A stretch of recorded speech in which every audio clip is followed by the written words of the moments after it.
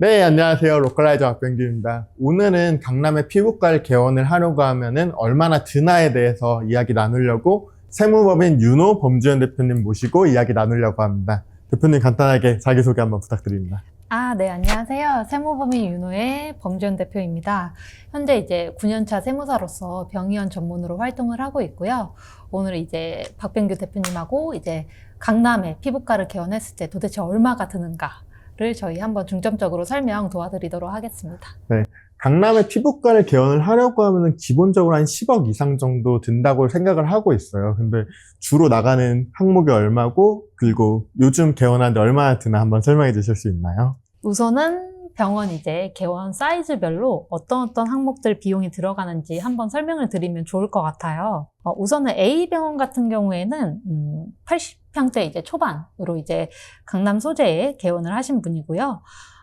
크게 말씀드렸다시피 이제 인테리어 비용하고 임차 보증금, 그 다음에 가구나 집기 이런 부분에 있어서 투자 비용이 드는데 인테리어가 사실상 가장 큰 비용이기 때문에, 그리고 의료 장비 같은 경우에는 이제 리스나 이런 부분으로 좀 지급이 후불로 이루어지는데, 의료기기 같은 경우에는 일단은 개원을 하시고 공사비 같은 경우에는 지급이 완료되셔야 되니까 사실은 이 부분이 현금 흐름이 많이 쓰여진다고 볼 수 있어요. 그래서 A병원 같은 경우에는 80평대 초반일 때 보통 3억 초반은 드세요. 원장님들이 이제 인테리어를 얼마나 욕심내는지에 따라서 최대의 상한선은 정해져 있지 않은데 보통 이제 3억 초반대로 시작을 하시는 편이고, 의료 장비 같은 경우에도 이제 대부분 이제 원장님들이 구매하시는 의료 장비는 비슷하실 거예요. 요즘 같은 경우에는. 그래서 이제 7억 정도, 7, 8억 정도는 사용을 하신다. 그리고 이 중에 만약 사용 안 하시는 장비가 있다면 개원하고 한 반년 내에는 이제 매도하신다 라고 알고 계시면 좋을 것 같아요. 그 다음에 이제 가구, 소파든 이제 어떤 집기나 이런 걸 채워 넣어야 되기 때문에 이런 비용도 한 5천만 원 정도는 드시고요. 혹은 뭐 미술품을 구매하시거나 이런 분들도 있으세요. 원장님들 취향에 따라서 이 부분도 사실 상한선은 정해져 있지 않기 때문에 있고요. 이제 또 병원 같은 경우에는 이제 홈페이지 노출이 가장 중요한데, 홈페이지도 이제 웬만하면 투자를 하신다고 한다면 1,000만 원은 넘으시고요. 1,700만 원에서 2,000만 원까지도 소프트웨어로 이제 지출을 하시는 편이세요. 그 다음에 임차 보증금, 서울 같은 경우에 이제 80평대다라고 한다면 이제 강남권은 3억 정도 기본적으로 드신다라고 보시면 되세요. 그래서 이제 자금 같은 경우에는 한 14억 5,800만 원 정도로 보시면 되는데, 여기서 이제 자금이 이제 어떻게 이루어졌냐는 사실은 채무 부분, 대부분 다 채무로 이루어지시는데요.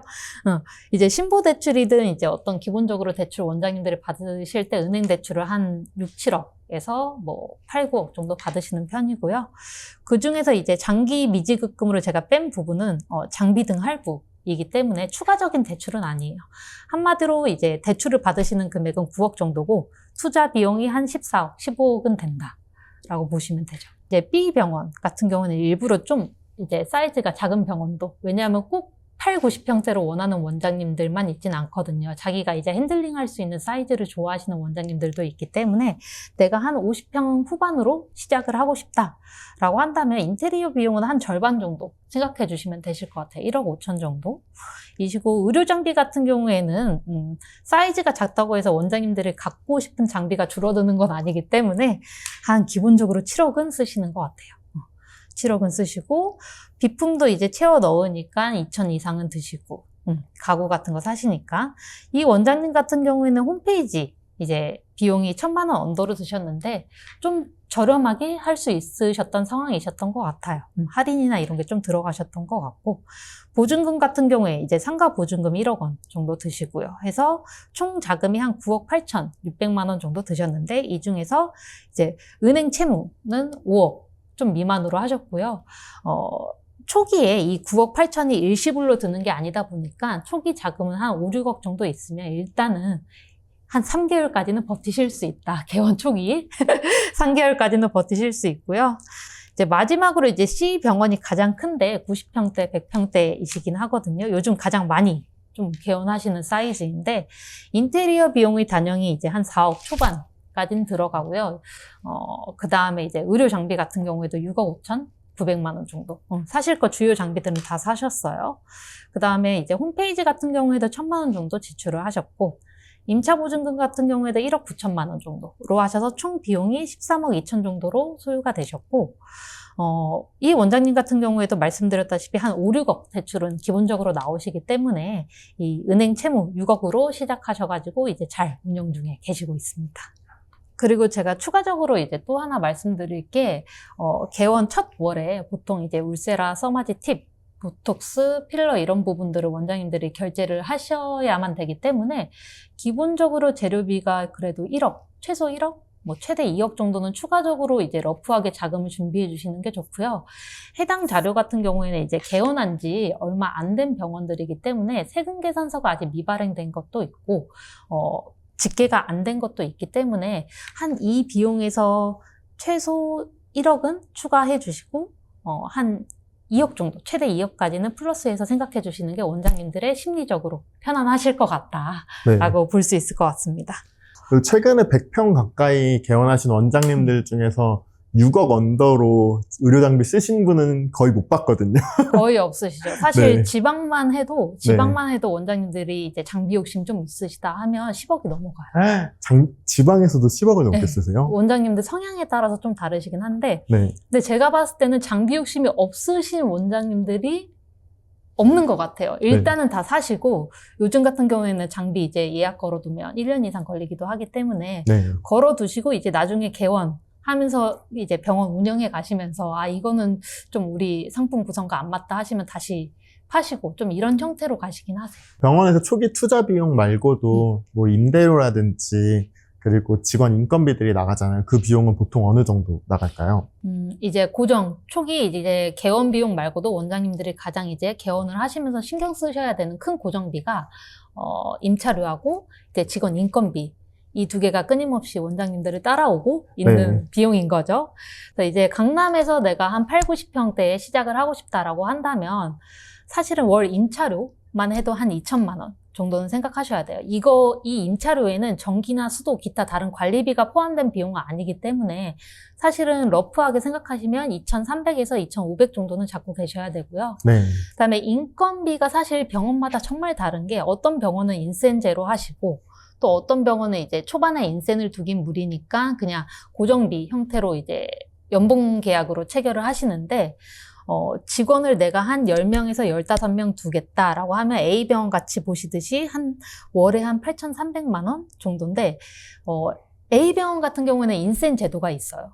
그래서 이제 일을 잘하고 판매를 이제 잘하는 직원한테 더 많은 급여가 이제 받아갈 수 있도록 설계를 해놓은 병원인 거고요. 이제 C병원 같은 경우에는 한 1,700만 원 정도인데, 이 병원 같은 경우에는 직원을 이제 6명에서 한 8명 언더라고 했을 때 한 1,700만 원 정도인 거고, 이제 가장 내가 한 60평대에서 시작하고 싶다 하면 사실 직원을 많이 두실 필요는 없거든요. 네. 2-3명 정도만 두셔도 충분하신데, 이 병원 같은 경우에는 이제 1,000만 원 언더로 해서 한 600만 원, 700만 원 정도로 보시면 돼요. 근데 사실은 이제 이 인건비에 외에 4대 보험료라는 게 있기 때문에, 4대 보험료라고 한다면 이제 그냥 러프하게 원장님들이 생각하실 때 비율을 다 설명해 드려봤자 기억을 못 하시니까 그냥 직원 급여의 한 20%는 병원이 내준다, 보험료로 나간다. 그리고 봉지기 원장님을 채용했을 때 50%는 추가로 나간다. 봉지기 원장님들 그냥 아예 다른 캐파죠. 완전히. 거기 보험료는 아예 다른 부분이기 때문에 항상 이제 페이 원장님을 구하실 때는 급여 세팅을 이제 노무사님과 이제 세무사님들하고 미리 세팅을 잘 하셔야 돼요. 왜냐면 원장님들이 페이로만 계시다가 자기가 이제 내야 될 입장이 되면 굉장히 다르게 느껴지실 수 있거든요. 그렇죠. 보통은 원장님들이 페이로 계실 땐 네트 계약을 많이 하시다 보니까. 초기 1년차 원장님들이 제일 당황하시는 게 4대 보험료예요, 사실. 이렇게나 많이 나와요? 항상 늘어요, 진짜.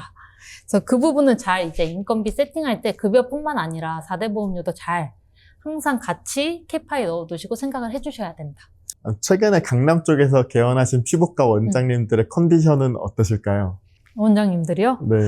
근데 이제 저는 원장님들이 진짜 강심장이시라고 느끼시는 게, 사실은 원장님들이 초반부터 10억 이상의 채무를 지니고 이제 사업을 이끌어 나가시는 거잖아요.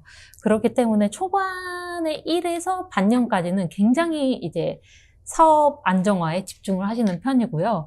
이제 안정이 되시면 이제 심리적으로 이제 좀 완화가 되시는 분들도 있는데, 이제 더 원하시는 분들은 사업 확장에 좀 집중을 하시고, 혹은 뭐 또 워라밸이 중요하신 분들은 이 세팅 그대로 한번 가보겠다라고 네. 하시는 원장님들이 있죠. 그러면 대표님 같은 경우에는 개원 미팅을 많이 하시잖아요. 그러면은 원장님들이 세무적으로 제일 궁금해하는 부분들이 좀 어떻게 되실까요?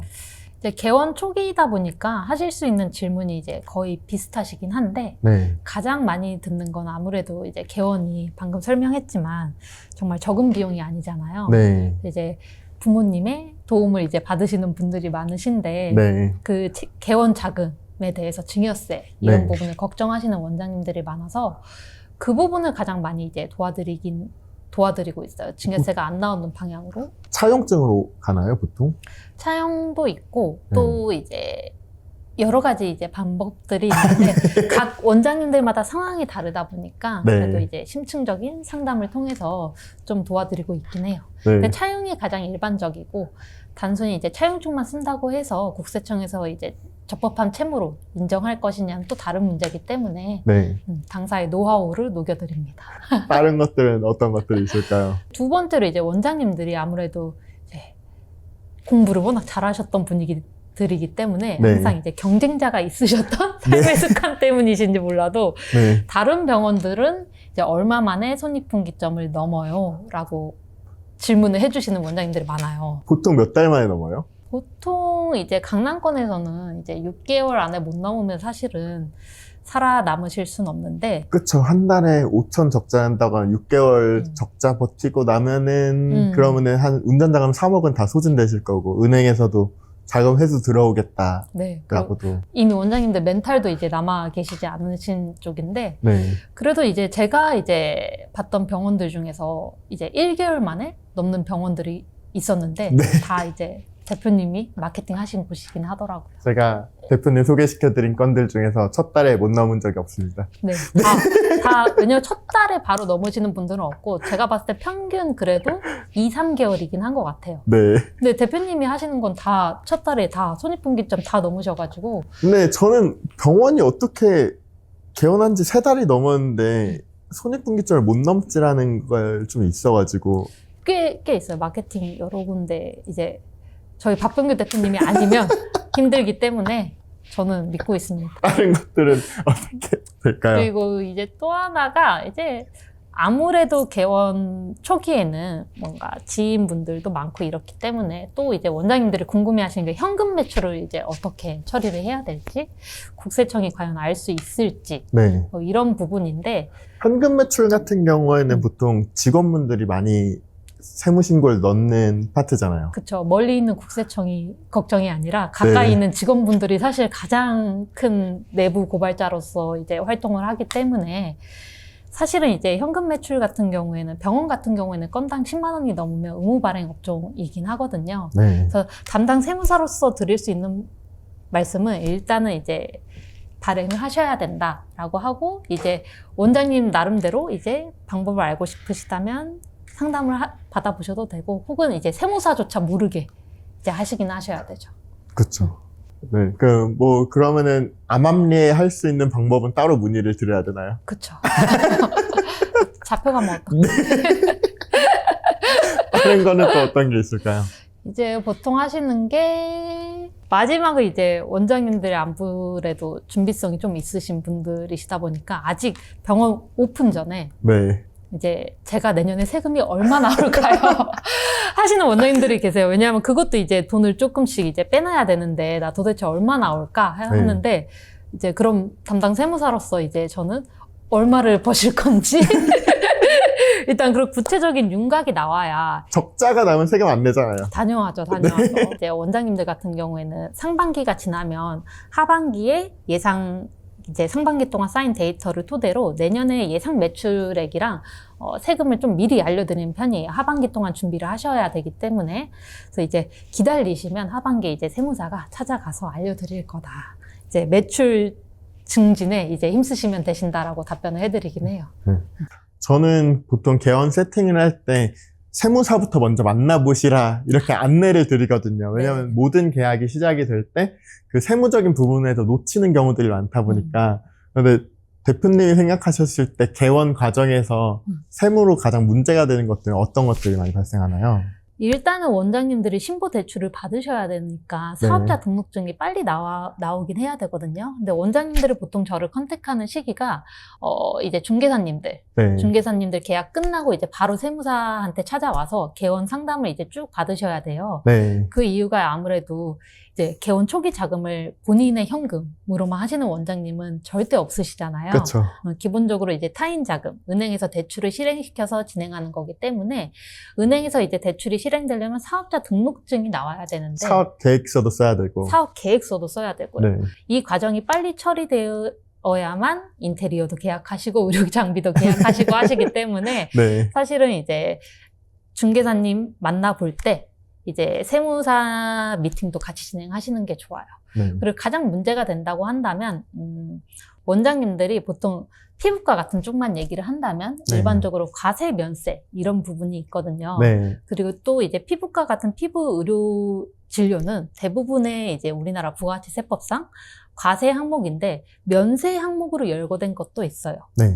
기본적으로 병원 의사의 진료 행위는 면세인데 네. 예외적으로 미용이나 성형시술 같은 경우만 과세로 별도로 열거로 해둔 법이기 때문에 원장님들이 이제 무조건 다 나는 과세 진료구나 하실 필요도 없고 면세 진료인 것들을 항목은 미리 매출 항목 있으시잖아요. 네. 세무사한테 상담을 받으셔서 대표적으로 이제 마운자로나 뭐 위고비 같은 경우는 면세 매출이니까 별도로 관리하실 수 있는 카드 단말기나 이런 형태 세무 시스템을 미리 세팅을 해 놓으셔야만 과다하게 지출되는 세금이 없다라고 알아두시면 좋아요. 그러면 원장님들이 주로 헷갈려 하시는 면세 품목이랑 과세 품목은 좀 어떻게 되실까요? 면세나 과세 같은 경우에는 보통 쉽게 제가 원장님들한테 하나하나 항목을 알려드릴 수는 없는데 쉽게 생각했을 때 나는 이게 치료, 네. 화상 같은 경우에도 재건, 성형외과를 예를 기준으로 한다면 피부도 재건이 있잖아요. 네. 그러면 재건 같은 경우에는 미용 목적이 였단 말이에요, 성격이. 네. 그러면 이런 경우에는 면세 매출로 신고를 할 수 있고 단순히 내가 이제 여드름 흉터 치료, 이 환자 입장에서는 치료 목적이 강하겠지만 세법상은 과세 매출이기 때문에 이 부분도 과세로 신고를 별도로 해주셔야 되고요. 또 마운자로나 위고비 부분도 있어요. 네. 이게 우리나라에서는 이게 미용 목적의 처방이 좀 있다 보니까 네. 원장님들이 이걸 과세로 신고를 해주세요라고 하시는 분들이 있는데 네. 사실은 이제 정확히 세법에 열거된 건 의료진의 처방 행위에 따라서 약품이 제공되는 거기 때문에 과세로 신고할 수는 없거든요. 근데 원장님들이 이제 세금을 덜 내는 거에 대해서 한번 세무조사를 맞아보신 분들은 불안해하셔서 그냥 과다하게 납부를 하시고 싶어 하시는 분들도 있는데 불안감에 네. 위고비나 마운자로 매출이 꽤 크다면 미리 부가세를 납부를 하는 게 전혀 세제상 혜택은 아니기 때문에 네. 정확하게 신고하실 수 있게 가이드라인을 잡아주는 세무사가 필요하다라고 말씀을 드리고 싶어요. 그럼 기능학 같은 수액 쪽은 좀 어디에 해당될까요? 수액 요즘 같은 피부과에서 다 수액하잖아요. 수액 같은 경우에는 과세 매출로 신고를 해야 합니다. 왜냐하면 그 수액 같은 경우에 사실은 이제 과세 매출이냐 면세 매출이냐는 세무사가 가이드라인을 잡아줘도 매출을 기록하는 병원 시스템에서 카드 단말기를 따로 놓아서 구분을 하셔야 되는데 네. 기본적으로 피부과에서 수액은 치료 행위가 있다라기보다는 보통 이제 미용 목적의 배곡 주사 이런 부분이 있기 때문에 네. 과세 매출로 신고를 하시는 게 더 유리하세요. 그러니까 원장님들이 세무사님들이랑 미팅을 하고 이제 결정을 하려고 했을 때 세무사님을 잘 고르기 위해서 하면 좋을 만한 가이드라인이 있을까요? 일단은 병원 같은 경우에는 되게 특이점이 많은 업체이기 때문에 병의원 전문 세무사를 찾아가시는 게 원장님들이 의사소통하시기에 훨씬 편할 거예요. 왜냐하면 병의원 전문 세무사가 아니면 원장님들이 사업자 등록증을 왜 미리 내셔야 되는지, 개업 연월일보다 전에 왜 내셔야 되는지, 뭐 의료 장비가 어떤 게 있는지 이런 부분에 있어서 의사소통 자체가 힘들기 때문에 웬만하면 병의원 전문 세무사를 해보셔야 되고 이제 그 세무사가 이제 저처럼 많은 분야에 대해서 알고 있는지 상담을 하시다 보면 느끼실 수 있어요. 네. 그래서 여러 군데 좀 상담을 받아보시는 걸 추천드리고 특히 노무사님도 많이 소통을 하시지만 세무사님하고 진짜 많은 영역을 소통을 하시기 때문에 나와 마음이 이제 잘 맞고 이제 나와 이제 운영 방식에 있어서 내 사업을 이해하고 있는 이해도가 높은 세무사인지 알아보시는 게 제일 중요할 것 같아요. 뭐 예를 들어서 원장님들이 좀 요청을 드릴 때 그 쇠고랑 차기 직전까지 세금을 털어달라 이렇게 가이드를 주시면 그렇게도 털어주시나요? 세무사도 자격정지라는 게 있어요. 그러니까 세무사라는 직업이 세금을 무조건 적게 줄여주는 직업보다는 정확하게 세금을 신고를 해서 네. 물론 이제 과다하게 신고할 필요가 없는 거죠. 세금을 이제 정확하게 신고해서 과다하게 신고하지 않고 원장님들이 세무조사에 대한 위험성을 최대한 낮출 수 있는 리스크를 이제 줄여두는 이제 옆에서 도와두는 조력자라고 생각해 주시면 되시거든요. 네. 그렇기 때문에 이제 원장님들도 그리고 워낙 보수적인 성향들이 많으시기 때문에 저 세금 내기 싫어요. 내고 싶지 않아요. 이러시는 원장님은 잘 없고 저희가 잘 이해되게 설명드리면 충분히 이제 성실 납세하시려고 해주시는 원장님들이 많습니다. 저도 세무 미팅을 좀 많이 참여한 편이긴 한데 그 세무사님들이 이야기하는 것 중 하나가 본인 세무법인에는 국세청 출신이 있어서 그거에 대해서 많이 어필을 하시려고 하시더라고요. 국세청 출신이 파트너 세무사로 있으면은 그 세무조사를 커버해 줄 수 있나요? 세무조사가 안 나오게 할 수는 없고 네. 제가 봤을 땐 국세청 출신 세무사가 있을 때는 내부 행정 업무가 어떻게 이루어지는지 아니까 네. 말이 되는 주장을 한다면 국세청 출신들이 어떻게 해야 알아먹는지를 좀 알기 때문에 수월할 수는 있어요. 근데 이제 절대적인 뭔가 무기, 궁은 아니다. 네.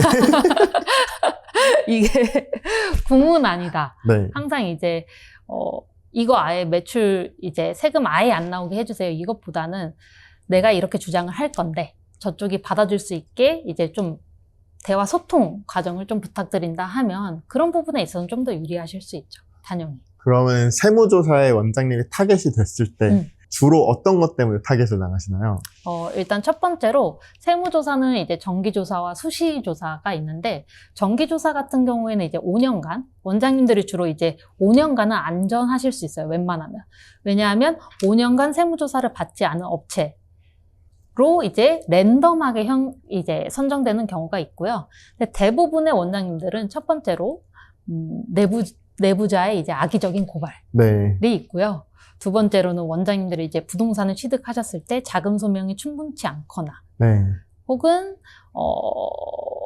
자금 이체 이력이 너무 빈번하게 자주 있고 그 빈번하게 자주 했는데 원장님들 보통 저만 취득 안 하면 되는 거 아닌가요? 라고 생각하시는 원장님들도 계세요. 근데 부부는 한 몸이다.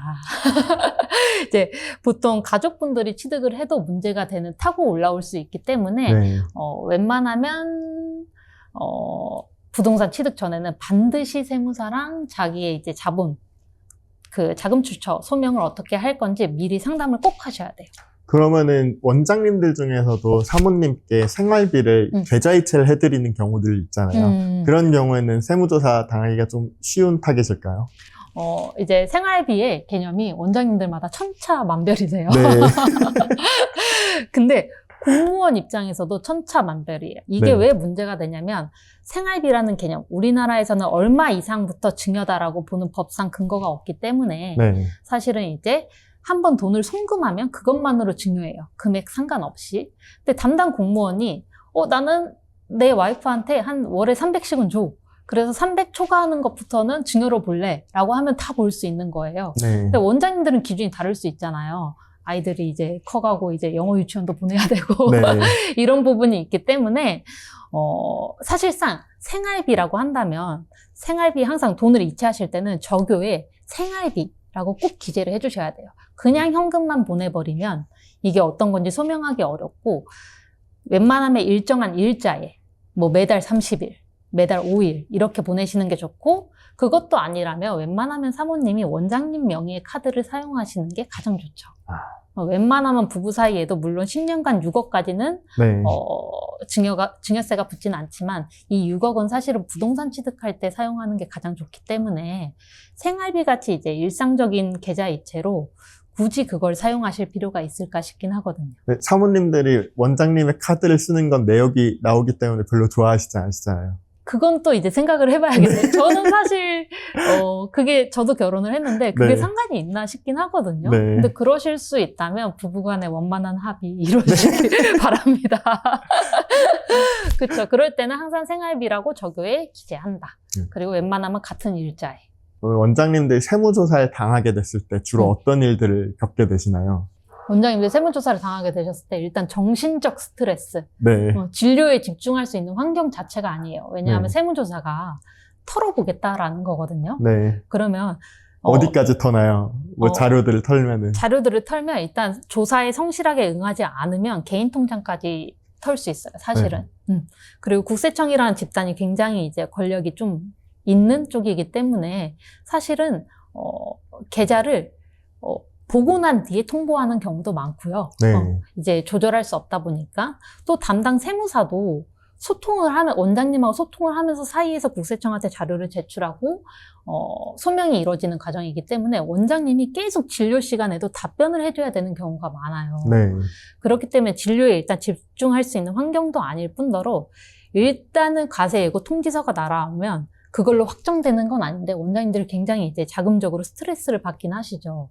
그리고 누군가 나의 통장을 본다는 게 생각보다 심리적 압박감이 있습니다. 특별한 일이 있는 게 아니어도 왜 우리 그 카카오톡 계정 본다고 해서 특별한 건 아니지만 네. 싫잖아요. 그렇죠.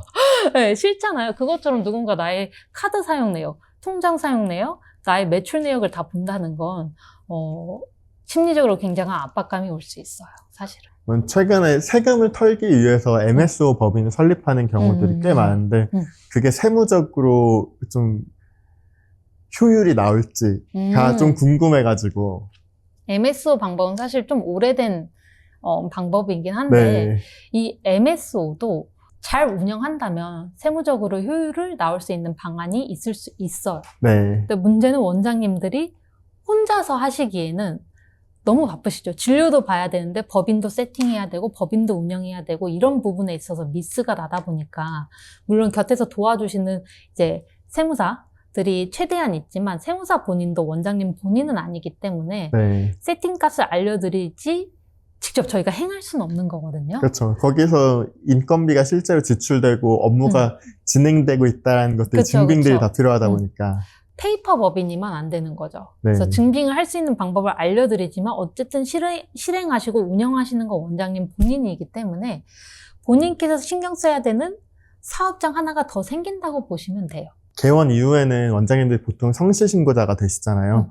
그 시점부터 원장님들이 부모님들께 상속을 받는 것들이 있으면은 좀 어떻게 상속을 받는 게 좀 더 안전한 방법일까요? 일단은 원장님들이 아무래도 이제 갖고 있는 자산이나 이런 부분이 많고 또 부모님들이 이제 상속이 개시되기 전에 처리를 원해서 이제 컨설팅 같은 걸 많이 요청하시곤 하세요. 네. 저희 쪽 법인이 또 병의원뿐만 아니라 이제 상속이나 뭐 다주택자 양도 이런 부분에 있어서도 워낙 중점적으로 하고 있다 보니까 네. 원장님들 그런 질문을 많이 해주시는데 사실은 상속 같은 경우에는 상속이 개시되기 전 10년 전부터는 준비를 해주셔야 돼요. 그래서 네. 보통 저희 당사에서 이제 상담이 들어가는 건 이제 원장님뿐만 아니라 이제 뭐 그 가족분들, 부모님들 혹은 이제 장인 장모님들 재산이나 이런 규모를 파악을 해서 예상 상속세를 대략적으로 안내드리고 이제 미리미리 어떻게 준비를 하셔야 될지